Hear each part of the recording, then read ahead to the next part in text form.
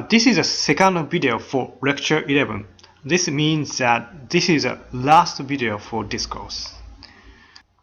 In the previous video, we learned a traditional theory of citizens' choice in local governance, Merriam-Webster's theorem.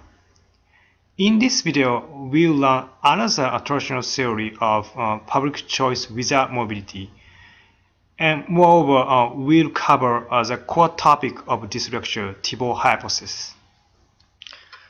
So another theory of public choice without mobility is monopoly model. Monopoly model focuses on bureaucrats rather than citizens. This model is developed by William Niskanen. You should remember his name. William Niskanen is a founder of budget maximization theory. Because he is like a pure economist, he has a strong motivation to generalize his theory. So he believes that budget maximization theory can be applicable to local governance.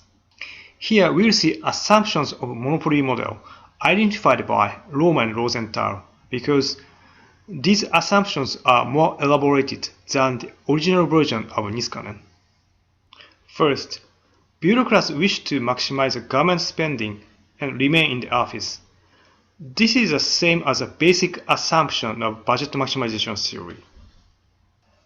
Second, bureaucrats know the preference of the residents in their community. This is a modified version of information advantage of bureaucrats over politicians in budget maximization theory. Specifically, unlike federal officials, local officials have many chances to communicate with residents through providing local goods and services. Furthermore, tenure position helps local officials accumulate knowledge about residents' demands for local goods and services.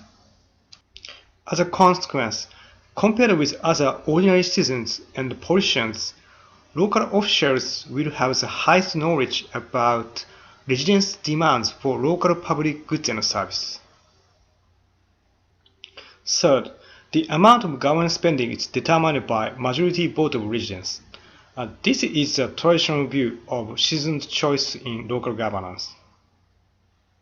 However, unlike Merriam-Webster's theorem, this model assumes that communities cannot have many options in the voting. Actually, there are many cases where election in a small or middle-sized community just have 2 or 3 candidates. Since these political candidates are less familiar with residents' demand for local goods and services than bureaucrats,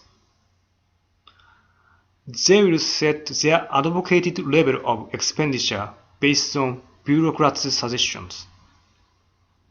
Finally, bureaucrats will set voting options by utilizing information advantage over political candidates. So please note this consequence is the same as budget maximization theory. Fourth assumption is for a special case where a group of majority voters accepts none of the voting options. Even if majority voters do not accept voting options, the government should set a certain level of spending. In that case, government usually just reverts to a predetermined amount of spending. In most cases, that is a previous year's spending level. Please note, this consequence is a modified version of incrementalism in budget maximization theory. There can be 2 main characteristics of the monopoly model results. First, the nature of reversion. If the reversion to the predetermined amount means very low-level spending or nothing, monopoly government officials can exploit more discretion to increase spending. Let's assume that a main topic of an election is construction of a new bridge.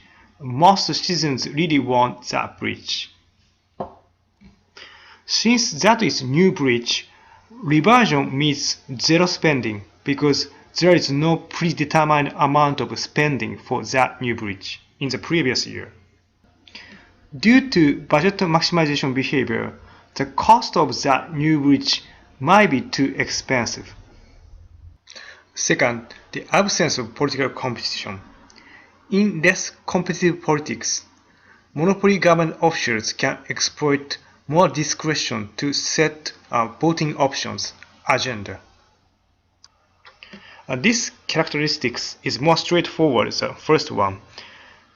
If a community has many political candidates, bureaucrats cannot reflect their will on all the voting options suggested by political candidates. As a consequence, their agenda-setting power will be weaker in high political competition. From these characteristics, we might be able to say that monopoly model will be more applicable to Japan or China, which has a lower political competition than that of the US. On the other hand, median voter theorem assumes that there are many multiple candidates in an election, so median voter theorem would be more applicable to the US than Japan or China. Now we move to public choice through mobility, Thibault hypothesis. We've covered traditional view for decision-making of public good and service provision. Both median voter theorem and monopoly model suggest that public good provision cannot be efficient. In median voter theorem, only a part of voters can reflect their demands on expenditure level. Also, in monopoly model, self-interested bureaucrats set voting options to maximize the budget size. These theories support the position of Paul Samuelson, a most famous economist. He argues that without market mechanism, public good provision cannot be efficient. However, Charles Thibault challenges his argument. You can see the title of Paul Samuelson, Pure Theory of Public Expenditure, and Charles Thibault's article title is A Pure Theory of Local Expenditure. This suggests that there is an exception in local expenditure. In challenging Paul Samuelson, Charles Thibault pointed out there is a quasi-market mechanism in local governance.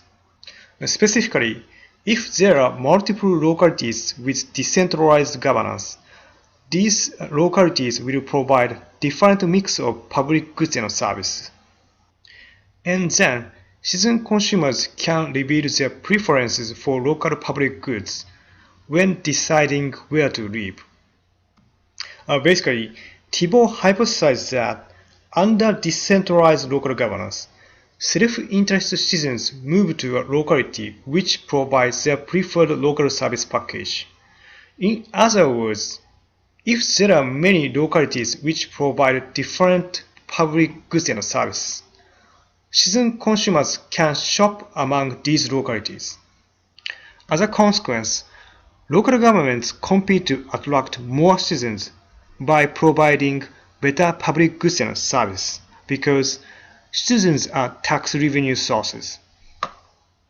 So while Paul Samuelson generally suggested that there is no market mechanism in public good and service provision, Charles Thibault suggested that there is a quasi-market mechanism in local provision of goods and services. As an implication, he theorized that due to relocation of citizens, inefficient provision of local goods is at least partially solved. Thibault hypothesis has been very influential since its publication in 1956. Even at the current time, we can find several articles regarding Thibault hypothesis at top journals. On the other hand, for 50 years, several theoretical flaws of Thibault hypothesis has been found by scholars. I've just listed three main theoretical flaws identified by later scholars. First, citizens' decisions about where to live cannot be determined only by public good provision. For instance, housing, job, and family-related issues can be main determinants of citizens' relocation.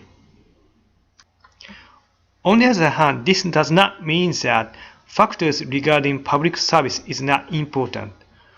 According to empirical evidence, tax rates and education are always influential on citizens' relocation.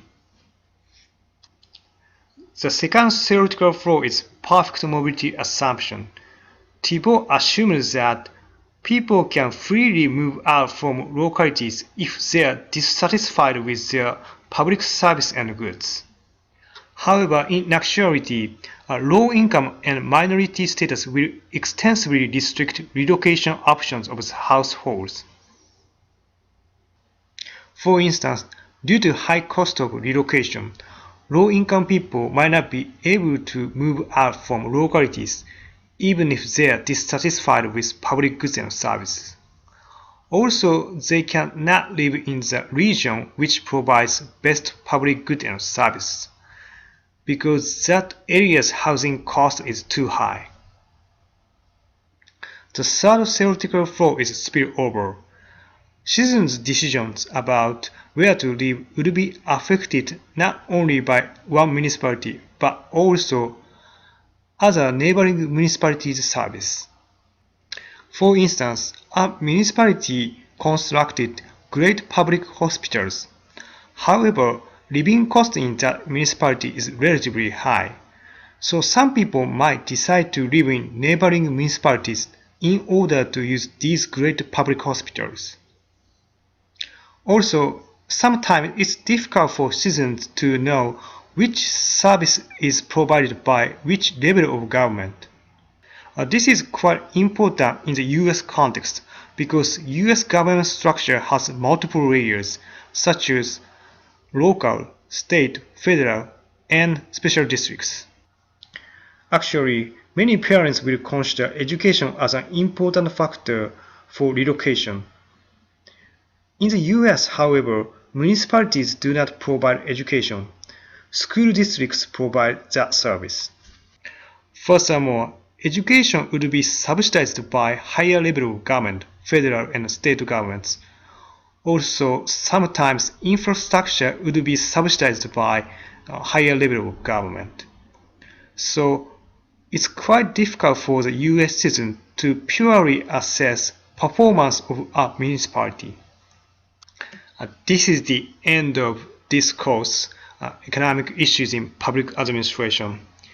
If you listen to all the videos, I really appreciate for your patience to listen to my limited English pronunciation. I personally believe that some explanations were not really clear. On the other hand, I hope you learned something useful from this video. Again, thank you for listening to my video lectures.